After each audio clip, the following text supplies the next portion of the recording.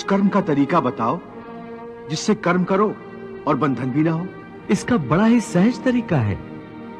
तुम कर्म फल में आसक्ति मत रखो। यह कैसे हो सकता है? फल प्राप्ति की इच्छा तो हर कोई करता है। परंतु क्या इच्छा करने से मनुष्य को फल की प्राप्ति होती है? नहीं अर्जुन, क्योंकि फल तो प्रारब्ध के हाथ में है। और जो भी मनुष्य फल प्राप्ति की इच्छा करता है, उसका मन फल के बारे में सोचकर अपने कर्म और कर्तव्य से विचलित हो जाता है और उसे वो फल प्राप्त नहीं होता जिसकी उसने इच्छा की थी। पार्थ, मनुष्य केवल कर्म कर सकता है, फल कदापि मनुष्य के अधीन नहीं है।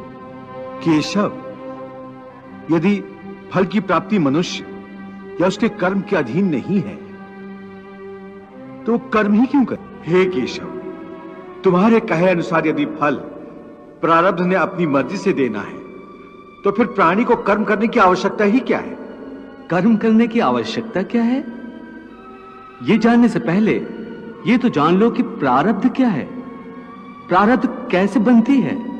हे केशव, प्रारब्ध क्या है उसे जानने में क्या मुश्किल है? यह तो सीधी सी बात है कि जो भगवान की इच्छा है वही मनुष्य का प्रारब्ध होती है। नहीं अर्जुन, नहीं, यह धारणा सत्य नहीं है। क्यों सत्य नहीं है? क्योंकि मैं किसी के प्रारब्ध नहीं बनाता, ना मैं किसी प्राणी के कर्म अथवा कर्म फल के हिसाब में दखल देता हूं। इसलिए प्राणी की प्रारब्ध बनाने में मेरा कोई हाथ नहीं होता। फिर कौन बनाता है प्राणियों का प्रारब्ध? प्राणियों के अपने कर्म। अर्थात ये कि प्राणी जैसे कर्म करेगा उसका वैसा ही फल पाएगा। अच्छे कर्म करेगा तो अच्छा फल मिलेगा और बुरे कर्म करेगा तो बुरा फल पाएगा। यही जो प्राणी के अच्छे बुरे कर्मों के अच्छे बुरे फल का हिसाब है, इसी को प्रारब्ध कहते हैं। अपने पुण्य कर्मों के फलस्वरूप सुख और अपने पाप कर्मों के फलस्वरूप दुख प्राणी इसी जन्म में या अपने अगले जन्म में भोगना ही पड़ता है, वो टल नहीं सकता। इसलिए अकर्मण्य हुए बिना निरंतर अपने धर्म के अनुसार कर्म करते जाओ और मन में यह पक्का विश्वास रखो कि जिस नियत के साथ तुम कर्म करोगे उसी नियत के अनुसार तुम्हें फल अवश्य मिलेगा। कर्म का यह अटल विधान है, इसमें कभी किसी के साथ अन्याय नहीं हो सकता। हे अर्जुन, प्राणी का कोई भी कर्म नष्ट नहीं होता, मनुष्य को अपने हर कर्म का फल अवश्य मिलता है। इस तरह प्राणी के कर्मों के अनुसार उन कर्मों का फल हर मनुष्य के प्रारब्ध में लिख दिया जाता है। इसी कारण हर जन्म में मनुष्य अपने ही कर्मों के बंधनों में बंध जाता है। इसी कर्म के बंधन में बंध जाने के कारण मनुष्य आवागमन अर्थात जन्म जन्मांतर के चक्रव्यूह में फंसा रहता है और उसे मोक्ष प्राप्त नहीं हो पाता। कर्म के बंधन से आवागमन या जन्म जन्मांतर का क्या संबंध है? मनुष्य अपने एक जन्म में जो कर्म करता है, उन कर्मों के फल के रूप में पाप और पुण्य दोनों ही होते हैं। कभी पाप अधिक होते हैं तो कभी पुण्य। दोनों का दुख सुख भोगते हुए मनुष्य अपने नए जीवन में जो कर्म करता है, उनका हिसाब पाप पुण्य के खाते में नए सिरे से लिख दिया जाता है।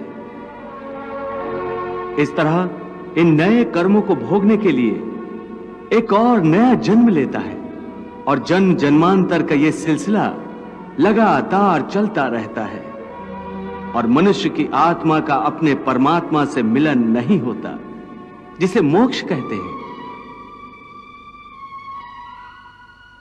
हे कृष्ण, इसका अर्थ तो यह हुआ कि मोक्ष प्राप्त करने के लिए मनुष्य को पाप और पुण्य से बचने के लिए कोई कर्म ही नहीं करना चाहिए।